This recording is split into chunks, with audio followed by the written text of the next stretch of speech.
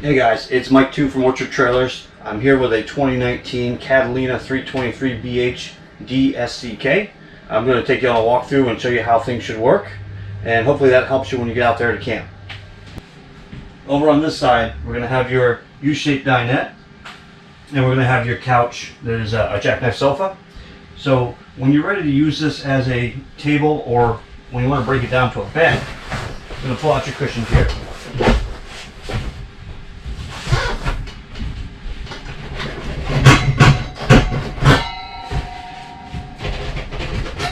Pull out these legs. I'm going to put this table under here like so. That's going to be your travel position as well as your bed position. And we'll want to put our cushions back in. And these back cushions will fill in to make a big bed over here. Nice 80-inch bed. This is big. We have storage under there, and we have plywood that picks up as well. On our couch, the couch lays flat.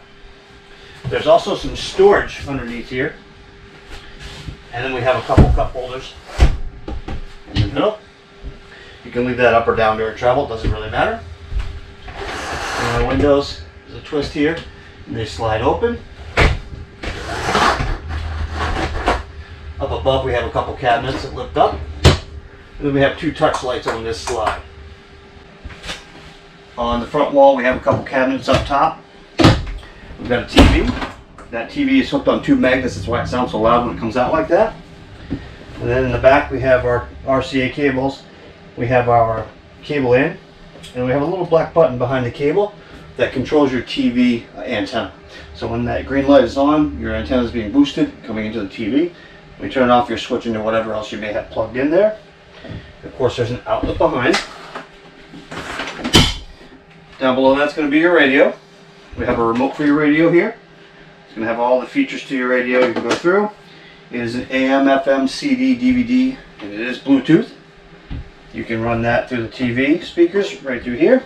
You can run it inside and outside, zone 1 and zone 2. And of course it will play CDs if you'd like. Alright, just below that we've got a fireplace. So our fireplace, you have all your buttons here, and you also have a remote. So we're going to do power. We're going to do our timer to shut it off. Do our flame, brightness, and then we're going to have our temperature. It's going to be low or high, and that's got a fan that's blowing some nice heat out right now. And just below that, we're going to have a 110 outlet. We're going to have two doors down bottom for storage. Over on the kitchen side, you're going to have a pot fuller faucet. Again, two covers here that will come right off. You can use them for prep space, or you can cover the sink with them. An outlet here. Your mini blinds in this thing are all tabbed down, so there's a little tab in the end that'll keep them from swinging while you're traveling. The light underneath here. And of course, a couple cabinets up top. Drawers down bottom. Nice big storage underneath the sink. We're going to have a microwave. We have a range hood with a light and a fan. And then we have our stove. This is prep space when you're not using it. When you're ready to use it, that flips back. You have a light here, and then you have an igniter here. So we're going to turn these on to the light, and then we're going to click that clicker. I don't have the gas on, so it's not going to work. And then for your oven, same thing. We're going to turn it to the light, hold it in, and click that until it lights the pilot. Moving back to your fridge. This is a Norcold. It is a gas or electric fridge. You can use this thing for 110 power plugged in, or on gas on your propane. So with this one, there's clips underneath to open the doors. And then there's a power button here. So we'll hold that power button. It's naturally going to look for electric first. If it can't find electric, it's going to go for gas after that. On the panel we have all of your switches. Fresh water, battery, black water, gray water. As these fill up, that red light's going to go up. As the battery drains, that red light's going to go down. We're plugged into shore power now, so that is going to show full right now. And you have a brand new battery. So slide in or out, either one of these. This is going to be your living room. This is going to be your bunk room. Down here is your hot water. Turn that on. That's going to light up. and that's going to fire up your hot water heater. Water pump, only use this if you're bringing your freshwater tank with you to the campsite. If you leave that pump on, you will burn it out. This is the main interior light. So everything you see on now is on a touch button. And the exterior light's going to be your outside light under your awning. As you walk in the door on the left hand side, you have your LP detector down here. It's carbon monoxide and propane detector. So if this goes off, you want to get out of here as quickly as possible. It is also hardwired into the battery, so if it starts to chirp like a traditional smoke detector, that means your battery out front's going dead, and you probably won't have lights in here anyway, so you kind of know by that point. Next to the booth, you're going to have your converter box. This is going to have all of your fuses and breakers. So your breakers on this side, your fuses on this side. This is going to be standard automotive style fuses, so you can get them at any auto parts store, wherever you get your fuses from. And then down below we have two cooling fans here. We also have a 110 outlet. On your thermostat, you're going to have cool, which is your air conditioner. Set our temperature here. Fan is going to be the fan on the air conditioner, but not the cooling unit. When you're on fan, you want to use these two over here.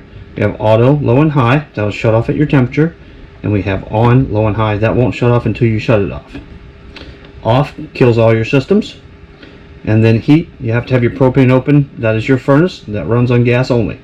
Our bathroom's pretty straightforward. We have our shower here. We have some drains at the bottom. There are 4 screws at the bottom of that. That will get you into the plumbing if you ever need to. We have a GFI outlet here.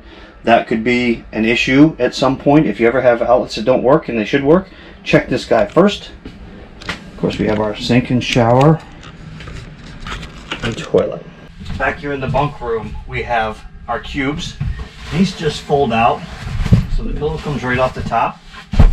These will fold out to make a full bed. Just like this. Then you pop the pillow back in there. Get a nice place to lounge.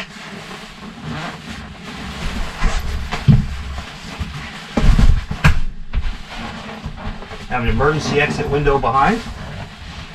This window is tabbed under, and that pops out. A little sticky when they're new. That just opens like that. If you ever have an emergency, pull this red triangle, rip that off, and get out of here. The bunk up top, this one is pinned up. These 2 pins. Comes right down. There's a window up there as well. And there's a touch light on each bunk. On the other side here, we have a ladder built in. Ladder just stands down here when you're ready to climb up in. We have 2 heater ducts. We have a place for a TV. There's a backer built in that wall. And we have a lot of storage over here. And they've got the window up top as well. In the bedroom, we have cabinets over the bed. We have wardrobe space here for hanging. We have 2 touch lights over the bed, and then we have a light switch with the light in the middle of the room. Your bed picks up for storage underneath. And then over here on this side, we have a backer built into the wall, and we have our plug and cable carryover for the TV. Of course, you got a window here. 110 outlets on each side of the bed. And that's the bed. Alright, for the awning, I'm going to pull it down to here, lock this into place, and that'll make a rain dump and run the water off one side if it's raining. Just be cautious on what side you do it on, because it will rub the door on the canvas over time and it will start to wear it out. Let it go. You want to loosen this up, hang on to this because there's a shock here, and just let it gently go up. And that's it. Next to the stairs, there's a hole in the skirting. You can see the lights back there. This is for the slide. There's a hand crank in here that will bring that slide in should it ever get stuck out. Moving back is cable outside, power. This is going to be your hot water heater. So this just opens up. You'll have your anode rod in here. It needs to be changed once a year. This is also how you drain the tank. This is going to be your on and off switch for the hot water heater. We've got our blow off valve here, and we've got our reset buttons there. Up top we have 2 speakers, and we have our range hood vent. These tabs open to let the air out, and they just clip up and in to lock into place. Now here in your kitchen you have a light underneath the cabinets. You got your sink, We have a Coleman stove here that pulls out. This is a safety latch for travel. And then we have a fridge. The fridge is 110 only. Underneath the bunk room you have your drains. So in the front we have gray and black. In the back we have our galley tank. And then in between them we have our low point drains. Between the bunk room and the living room slides we have our power, our outdoor shower, and a little hook to hold that shower. Just in front of the slide we have your cable and satellite hookup. And in the front we have our pass-through here. You'll see your power cord on the other side over there. With these jacks, it's really important to not lift the trailer with them. They're just stabilizers. If you try to pick the trailer up with them, they will bend and break. They're only meant to keep the trailer from shaking when you're walking around. Just a little tiny snug, and that's it. Alright guys, so as you can see, it's all closed up, ready to go home. I hope you enjoy it. Thanks for watching. Come back soon.